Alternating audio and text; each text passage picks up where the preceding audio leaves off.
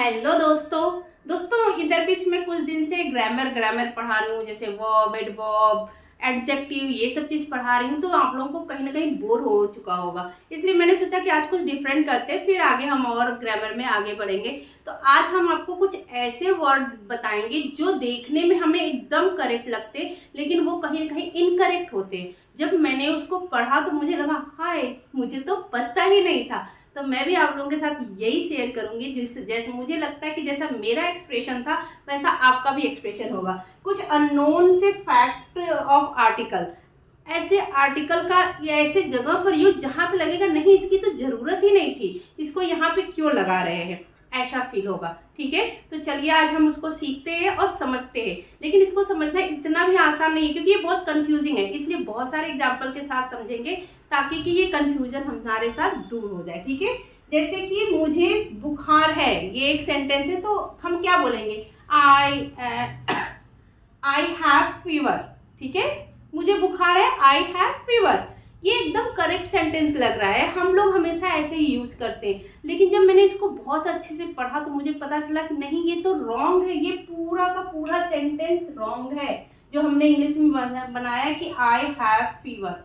ठीक है, तो फिर यहाँ पे होगा क्या, क्योंकि इलनेस जो होती है ना, इलनेस जो बीमारियां होती है, इलनेस जो होता है ना, वो बहुत ही ज्यादा वैरायटी के होते हैं। ठीक है, इलनेस जो होते हैं बहुत सारे वैरायटी के होते हैं। तो वहां पे इलनेस में ये बता रहा है, एक बीमारी को जब डिफाइन कर रहा है, किसी एक चीज को डिफाइन कर रहा है, तो वहां पर आएगा क्या, आई हैव अ फीवर। क्या आएगा, आई हैव अ फीवर, क्योंकि बहुत सारी बीमारियां हैं, उसमें से एक बीमारी मुझे हुई है, क्या हुई है, वो भी फीवर। तो यहाँ पे इलनेस को जब भी हम डिफाइन करेंगे तो वहां पर अ और एन का यूज करेंगे, मतलब वहां पे आर्टिकल आएगा।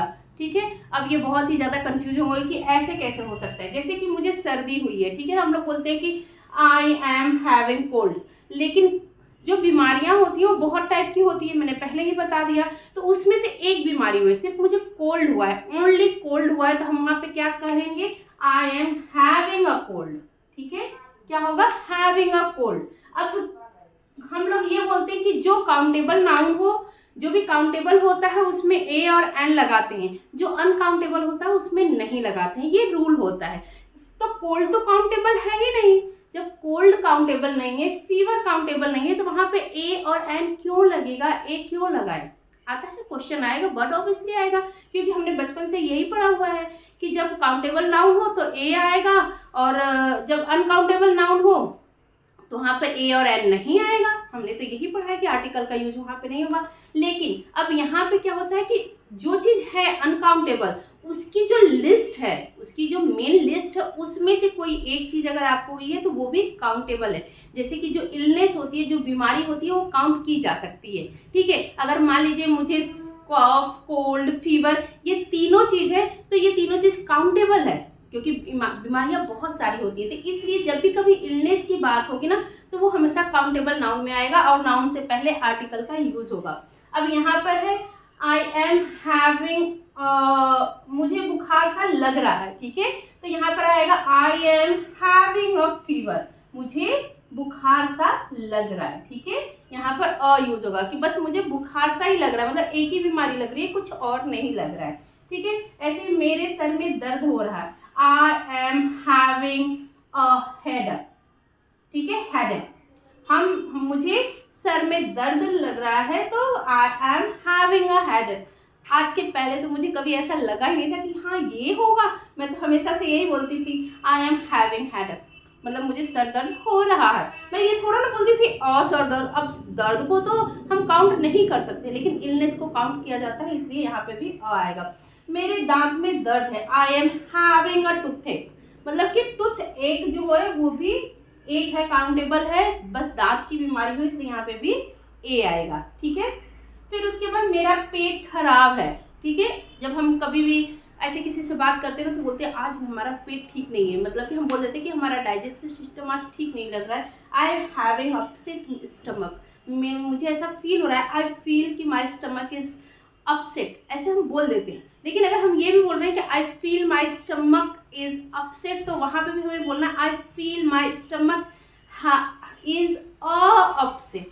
ठीक है, हम आपको वहां पे अपसेट के पहले मतलब नाउन के पहले अ लगाना ही चाहिए। जैसे कि मैंने यहाँ पे बोला है मेरा पेट खराब लग रहा है, खराब है या खराब सा लग रहा है, तो I am having a upset stomach, यहाँ पर भी अ का यूज होगा, I am having a upset stomach. ठीक है, इस चीज़ को आप ध्यान में रखिएगा। अब आज के बाद ये मिस्टेक नहीं होनी चाहिए कि जब भी कभी इलनेस की बात हो तो वो काउंटेबल होता है, चाहे कि जो बीमारी हो वो भले ही अनकाउंटेबल हो, लेकिन इलनेस जो होती है, इलनेस का जो लिस्ट होता है वो काउंटेबल होता है, तो वहाँ पे हम आर्टिकल का यूज़ करेंगे। मेरा गला खराब है, हम लोग कभी कभी भी कफ कोल्ड का समय तो बोलते ना मेरा गला खराब है, तो वहाँ पे बोलेंगे I have a sore throat, यहाँ पे भी अ का यूज होगा, I have a sore throat, मतलब कि मेरा गला खराब सा है या खराब है। ठीक है, इसी तरह जस्ट इसी तरह आर्टिकल का यूज कहाँ पे होता है, एक्टिविटीज में भी आर्टिकल का यूज होता है। ठीक है, अब ये मुझे ये भी नहीं पता था, लेकिन कहीं कहीं पे मैं यूज करती थी। जैसे कि मैं नहाने जा रही हूँ तो मैं हमेशा यूज करती थी I am going take a bath, हम लोग बोलते हैं I am going to take a bath, take a बात तो हम बोलते हैं, लेकिन और किसी चीज में हम नहीं बोलते हैं, क्योंकि मैं हमेशा ये यूज करती थी I am going to take a bath, तो टेक अ सार, मतलब सार या बात दोनों बोल सकते हैं, तो मैं ये चीज तो यूज करती थी, लेकिन और किसी चीज में मैं यूज नहीं करती थी, तो मुझे पता चला मैं टहलने जा रहा हूँ। ठीक है, आई am going for a walk, मतलब कि मैं जा रहा हूँ तो मैं बहुत सारे कामों के लिए जा सकता हूँ, लेकिन मैं कहाँ जा रहा हूँ, प्रॉपर वॉक के लिए जा रहा हूँ। ठीक है, तो एक वॉक के लिए, एक काम के लिए जा रहा हूँ, I am going for a walk, मतलब एक काम के लिए जा रहा हूँ, तो वहाँ पे अ का यूज होगा कि I am going for a walk. अब ये वॉक तो काउंटेबल नाउन नहीं है, वॉक तो आप कंटिन्यू कर रहे हो, कितना सारा वॉक करोगे ये पता नहीं है, वो काउंटेबल नाउन नहीं है। लेकिन इस एक्टिविटी में, बहुत सारी एक्टिविटी में आप एक एक्टिविटी करने जा रहे हो, आप वॉक करने जा रहे हो, तो आप उसको काउंट कर सकते हो, तो वो काउंटेबल नाउन में आएगा, तो I am going for a walk आएगा। जैसे कि मैंने बताया मैं नहाने जा रहा हूँ, I am going to take a सार या टेक अ बाथ। ठीक है, ये दोनों चीज आ सकता है, तो ये तो मैं यूज करती थी, ये तो मुझे मालूम था। और आप लोगों में से कितने लोग इस एक्टिविटी को ऐसे यूज करते थे, आप कमेंट करके हमें बताइएगा कि I am going to take a bath या टेक अ शावर, क्या आप लोग ऐसा यूज करते थे मेरे जैसे, और बाकी सब पता था कि नहीं, ये भी आप हमें बताइएगा। और आप मेरे चैनल पे नए हैं तो प्लीज चैनल को सब्सक्राइब कर लीजिए, क्योंकि बहुत ही ज्यादा और इन्फॉर्मेटिव वीडियो आपके सामने आने वाली है अभी। ठीक है, मैं नाचने जा रही हूँ, जैसे कि मैं डांस के लिए जा रही हूँ, कोई मुझसे पूछ रहा है कि कहाँ जा रही हो, तो मैं नाचने जा रही हूँ, मैं डांस करने जा रही हूँ, तो I am going to a dance. मैंने जैसे अभी बताया कि बहुत सारी एक्टिविटी होती है, उसमें से कोई एक एक्टिविटी करेंगे, तो डांस अनकाउंटेबल नाउन है, जैसे कि डांस को काउंट नहीं किया जा सकता, क्योंकि डांस में बहुत सारे स्टेप्स होते हैं, लेकिन यहाँ पे काउंट हो रहा है क्योंकि मैं एक ही एक्टिविटी करूंगी। डांस को अगर हम कह रहे हैं तो बहुत सारी एक्टिविटी हैं, आई एम गोइंग, मैं कहीं भी जा रही हूँ, मैं स्विमिंग के लिए जा रही हूँ, तो मैं वहाँ पे स्विमिंग लगाऊंगी, अ स्विमिंग, और अगर हम डांस के लिए जा रहे हैं तो अ डांस लगाएंगे, मतलब कि हम किसी एक्टिविटी के लिए जा रहे हैं तो वहाँ पे हम यही लगाएंगे कि I am going to a dance. ठीक है, तो इस बात को हम ध्यान रखेंगे, ये बहुत ज़्यादा कंफ्यूजिंग है, एक बार में क्लियर नहीं होने वाला है, वीडियो को 2 बार देख लीजिएगा। अगर कहीं आपको कंफ्यूजन लगता है और नहीं समझ में आता है तो आप मुझे कमेंट करके बताइएगा, मैं आर्टिकल को और अच्छे से क्लियर करूंगी। ये नेक्स्ट लेवल का है, जब मैंने जाना तो मैं सोची कि पहले आप लोगों के साथ शेयर कर देना चाहिए, इसलिए मैंने आप लोगों के साथ शेयर किया। अब मैंने यहाँ पे ये वाला भूल गया मेरा, आराम कर लो, हम लोग बोलते हैं ना आराम कर लो, किसी take a rest, take a rest, ये हम लोग जनरली बोल देते हैं, ये हम लोग बोलते हैं, मैं भी बोलती हूँ, होप आप लोग भी बोलते होंगे, अगर जो बोलता होगा वो कमेंट करके मुझे जरूर बताएगा। ठीक है, टेक अ रेस्ट मतलब आराम कर लो। मुझे सुबह सुबह भागना बहुत पसंद है, मतलब रनिंग करना मुझे बहुत ज़्यादा पसंद है। अब सुबह सुबह बहुत सारी एक्टिविटी की जाती है, वॉक किया जाता है, जिम के लिए जाया जाता है, सुबह सुबह मॉर्निंग वॉक के लिए लोग जाते हैं, योगा करते हैं, इन सारे एक्टिविटीज़ में मुझे क्या पसंद है, भागना पसंद है, रनिंग करना पसंद है, तो हम यहाँ पे क्या लिखेंगे, I enjoy going for a run in the morning. सारे एक्टिविटीज में से मुझे रन वाला एक्टिविटी जो है वो बहुत ज़्यादा पसंद है। ठीक है, सुबह सुबह में भागना मुझे पसंद है। क्या तुम बाइक चलाने चलना चाहोगे, मतलब बाइक राइड के लिए मेरे साथ चलना चाहोगे, अगर आप किसी से पूछ रहे हो। ठीक है, तो राइडिंग में भी बहुत सारी राइड होती है, ठीक है, अनकाउंटेबल है, लेकिन कोई आपके साथ जा रहा है, कहीं जा रहा है, तो आप बता रहे हो एक चीज, एक प्रॉपर नाउन का नाम ले रहे हो, प्रॉपर चीज का नाम ले रहे हो कि ये चीज करने चलोगे, एक ही चीज करने जा रहे हो ना, तो वहां पे आपको अ लगाना ही पड़ेगा।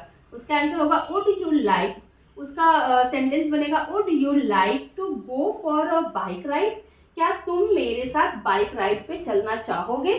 ठीक है, तो इस चीज़ को आप ध्यान में रखिएगा। ये कुछ ऐसे आर्टिकल्स हैं जो एक्टिविटीज़ के साथ में यूज होते हैं और इस आर्टिकल को जानना और समझना बहुत ही ज़्यादा जरूरी है। तो कभी भी इलनेस की बात आएगी तो हम क्या लगाएंगे, किसी भी इलनेस के लिए, किसी भी बीमारी के लिए हम अ लगाएंगे, किसी भी एक्टिविटी के लिए भी हम अ लगाएंगे। अगर आपको इसमें से कुछ नहीं समझ में आता है आप मुझे कमेंट करिए, मैं उसको पढ़ूंगी और उसको और अच्छे से डिटेल में समझाने की कोशिश करूंगी। ठीक है, सो दोस्तों आज हमने 2 आर्टिकल सीखे, ए और एन, जो हमें नहीं पता था कि इस जगह पे इसको ए और एन को यूज किया जाता है नाउन के पहले। ठीक है, हमने इलनेस में सीखा और हमने किसी एक्टिविटी में सीखा कि वहां पर हमें ए और एन लगाना चाहिए आर्टिकल नाउन से पहले, और हमने लगा करके प्रैक्टिस भी किया। तो यहाँ मैं 5 सेंटेंस इधर और 3 सेंटेंस इधर लिख के रखी हुई हूँ, इनके सेंटेंस आपको बनाना है और वो भी करेक्ट बनाना है। अब मान लीजिए करेक्ट नहीं बना तो सेंटेंस को आप बनाइए और जिसका पूरा करेक्ट रहेगा उसको मैं पिन करूंगी, जिससे सब लोग का रिवीजन हो जाएगा। अगर मान लीजिए किसी का करेक्ट नहीं होता है तो डोंट वरी, क्योंकि अभी हम सीख रहे हैं, अभी हम सीखेंगे तो हमारे साथ मिस्टेक होएगी और हम मिस्टेक करेंगे। और अगर नहीं सही रहेगा तो अगले 24 घंटे में मैं इसका या तो वीडियो बना के अपलोड कर दूंगी या फिर मैं ही इसका करेक्ट आंसर लिख करके कॉमेंट में पिन कर दूंगी, जिससे आपका ये सॉल्व हो जाए। ठीक है, तो जल्दी जल्दी करिए, देखिए कि इन 8 क्वेश्चन में से 8 सेंटेंस में से आप कितने राइट आर्टिकल्स को यूज करके राइट सेंटेंस बना सकते हो। ठीक है दोस्तों, तो मिलेंगे नेक्स्ट वीडियो में, तब तक के लिए धन्यवाद, जय हिंद।